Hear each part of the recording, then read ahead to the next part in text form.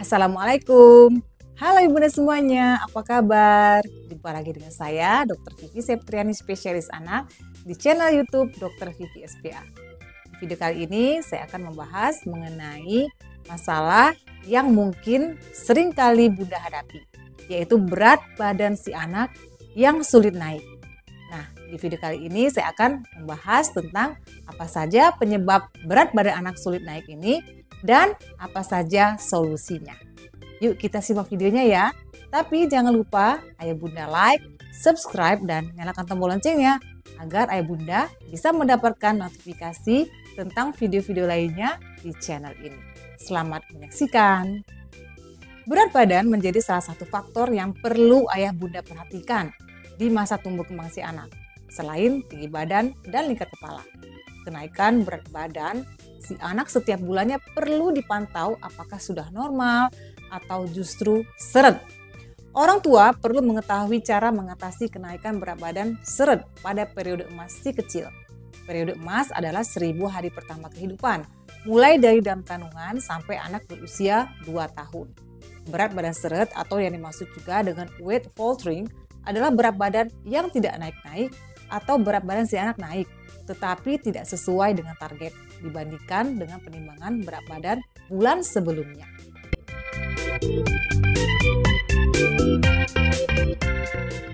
Adapun target minimal kenaikan berat badan anak setiap bulannya menurut Nelson Textbook of Pediatrics adalah sebagai berikut.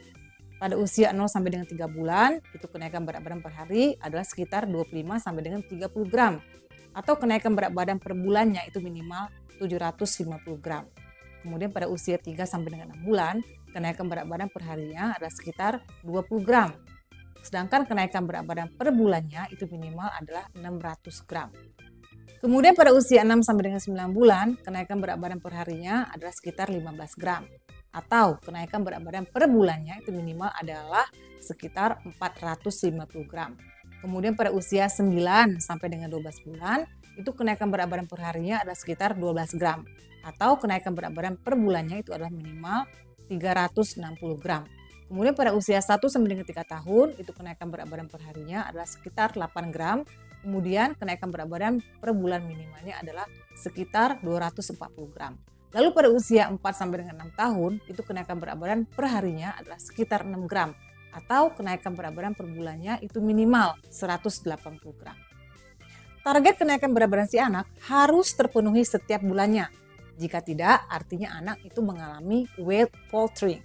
Weight faltering adalah tanda awal dari malnutrisi yang kalau dibiarkan berlama-lama, maka si anak bisa jadi stunting atau perawakan pendek karena kurang gizi yang berkepanjangan dan berulang, sehingga bisa menyebabkan kecerdasan anak menjadi kurang.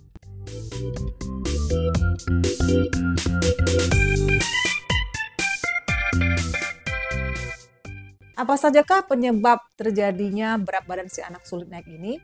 Jadi terdapat 3 faktor penyebab kenaikan berat badan anak seret. Di antaranya yang pertama, asupan kalori yang kurang. Yang kedua, asupan kalorinya cukup, tetapi tidak semua diserap. Yang ketiga, asupan kalorinya cukup, semuanya diserap, tetapi terjadi peningkatan kebutuhan. Yang pertama akan saya jelaskan mengenai penyebab berat badan seret karena asupan kalori yang kurang dan cara mengatasinya. Pada periode emas, yaitu saat bayi berusia 0 sampai dengan 2 tahun, ada masa ASI eksklusif, yaitu yang berusia 0 sampai dengan 6 bulan, dan masa di mana si anak mendapatkan makanan pendamping ASI.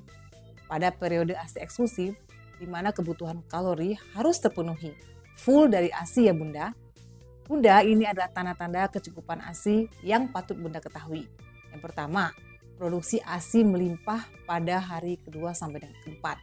Kedua, bayi menyusu 8 sampai dengan 12 kali minimal 10 menit. Yang ketiga, bayi tampak puas dan tertidur.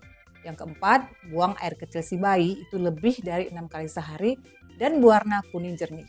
Yang kelima, buang air besarnya lebih dari 4 kali sehari dan berwarna kuning. Yang keenam, berat badan kembali ke berat badan lahir itu selambat-lambatnya pada usia 14 hari. Yang ketujuh, berat badan naik sesuai dengan target kenaikan berat badan setiap bulannya. Jadi berat badan harus ditimbang tiap bulan ya Bunda dan diplot ke dalam grafik. Jika berat badan si bayi naik tetapi tidak adekuat, maka tampak seperti pada grafik sebagai berikut. Titik-titik plot melandai, kemudian tren pertumbuhan anak menjadi tidak baik. Awalnya titik berada di sekitar garis hijau, kemudian melandai dan memotong garis merah atau menyeberang ke bawahnya. Begitu pula jika titik plot awalnya di atas garis hijau, kemudian memotong garis hijau menjadi di bawah garis hijau, walaupun masih dalam zona hijau. Namun hal tersebut sudah termasuk ke dalam weight fall tree, yaitu pertambahan berat badan yang lambat yang dilihat dari grafik pertumbuhannya. Karena itu sangat perlu ya Bunda untuk memantau berat badan yang bisa dengan mudah Bunda lihat di buku KIA si anak. Karena itu bila bayi berusia 0 sampai dengan 6 bulan, jika ia mendapatkan ASI eksklusif tapi berat badannya tidak adekuat, itu kemungkinan bisa saja karena posisi menyusu yang tidak nyaman atau perlekatan yang kurang tepat yang bisa mempengaruhi asupan air susu ibu atau ASI. Jadi misalnya bibir bayi hanya menempel pada puting atau ketika lidahnya tidak berada di bawah puting saat menyusu. Hal ini bisa menghambat bayi saat mengisap ASI. Karena itu solusinya adalah harus diperbaiki posisi dan perlekatannya ya Bunda. Kemudian timbul pertanyaan lagi, bagaimana saat periode ASI eksklusif berat badan si bayi naik adekuat? Saat periode MPASI berat badan si bayi seret. Nah sebenarnya kebutuhan kalori setiap anak itu berbeda-beda ya, tergantung dari usia dan berat badan, serta keadaan khusus seperti adanya sakit berat dan sebagainya. Namun untuk catatan ayah bunda, berikut ini adalah kira-kira kebutuhan kalori anak usia 6 sampai dengan 24 bulan per harinya. Jadi pada usia 6 sampai dengan 12 bulan itu si bayi membutuhkan sekitar 110 kilokalori per kilogram berat badan per hari. Kemudian pada usia 1 sampai dengan 2 tahun itu sekitar 100 kilokalori per kilogram badan per harinya. Di mana perolehan kalori itu didapatkan dari pada usia 6 sampai 8 bulan itu sekitar 30% si bayi mendapatkan makanan pendamping ASI dan 70%-nya itu dari air susu ibu. Kemudian pada usia 9 sampai dengan 11 bulan itu si bayi mendapatkan 50% makanan pendamping ASI dan 50%-nya adalah ASI. Kemudian pada usia 1 sampai dengan 2 tahun itu si bayi mendapatkan 70% makanan pendamping ASI dan 30%-nya ASI. Jadi MPASI itu harus dibuat dengan adekuat dan berkualitas dengan cara memperhatikan perbandingan karbohidrat, protein, lemak, dan sesuai dengan kebutuhan kalori dari MPASI. Jadi kalau si anak makannya banyak tapi berat badannya tidak naik, maka perlu ditinjau ulang apakah MPASI-nya sudah bermutu atau tidak. Yang kedua, saya akan membahas mengenai penyebab kenaikan berat badan anak yang seret karena asupan kalori cukup tetapi tidak semua diserap. Jadi selain memperhatikan makronutrien seperti karbohidrat, protein, dan lemak, Bunda juga patut memperhatikan kandungan zat besi. Jika asupan zat besi kurang, maka anak bisa mengalami anemia defisiensi besi. Dan kondisi ini berdampak kepada berat badan yang seret. Jadi Bunda penting sekali untuk selang-seling memberikan makanan atau sumber protein dengan tinggi zat besi. Itu contohnya misalnya hati ayam, kemudian daging berwarna merah. Zat besi atau heme itu dari organ hewan atau daging merah itu lebih mudah diserap Bunda dibandingkan dengan zat besi yang berasal dari sayur-sayuran atau buah-buahan. Bunda juga bisa memberikan makanan pendamping ASI yang dibuat sendiri yang berselang-seling dengan makanan pendamping ASI yang instan. Karena makanan pendamping instan ini sudah difortifikasi atau ditambahkan dengan vitamin dan mineral. Jadi satu hal yang perlu Bunda perhatikan adalah juga tekstur makanan. Kalau misalnya makanan pendamping ASI itu terlalu encer, ternyata kalorinya rendah sehingga berat badan si anak juga akan sulit naik. Contohnya misalnya tekstur krim sup yang terlalu encer.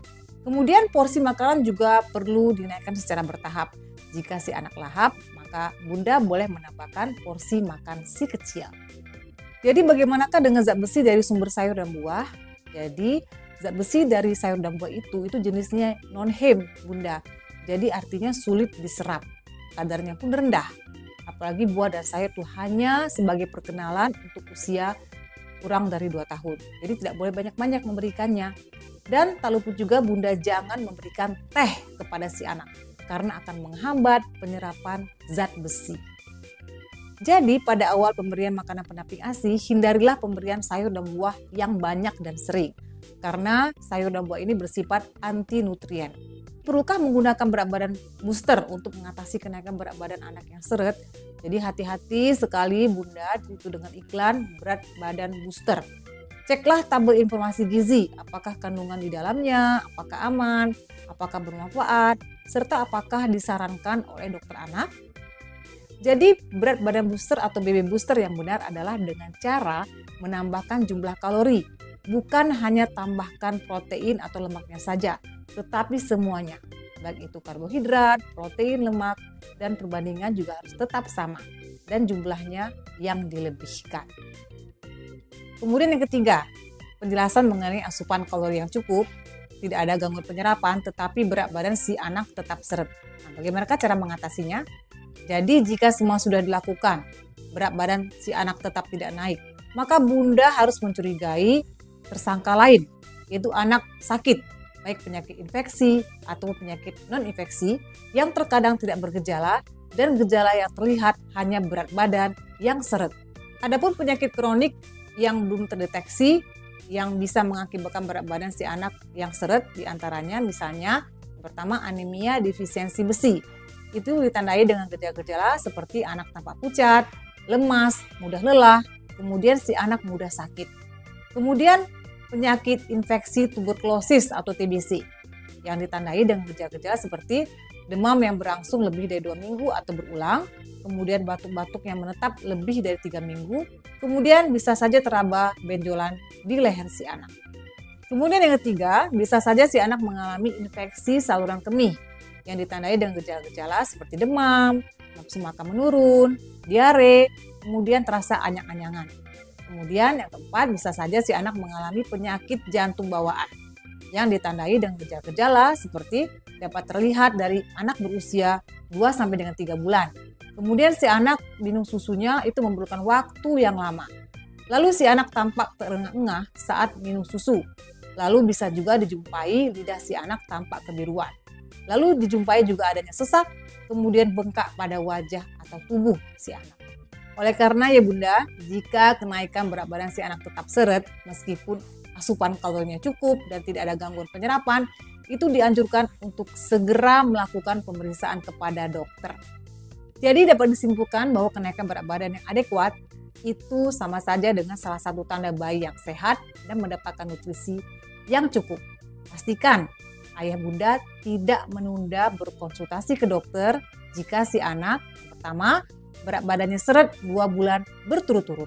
Kemudian nafsu makannya semakin menurun yang disertai dengan gejala sakit. Lalu adanya garis kurva pertumbuhan yang melandai dan atau turun ke bawah yang bisa Bunda lihat di buku KIA Sang Anak. Demikian ayah Bunda penjelasan saya tentang berat badan si anak yang sulit naik atau berat badan yang seret. Jika dirasakan bermanfaat, silakan Ibu dan share ke teman-teman atau saudara-saudara yang lain. Dan sampai jumpa pada video-video saya selanjutnya. Assalamualaikum warahmatullahi wabarakatuh. Salam sehat.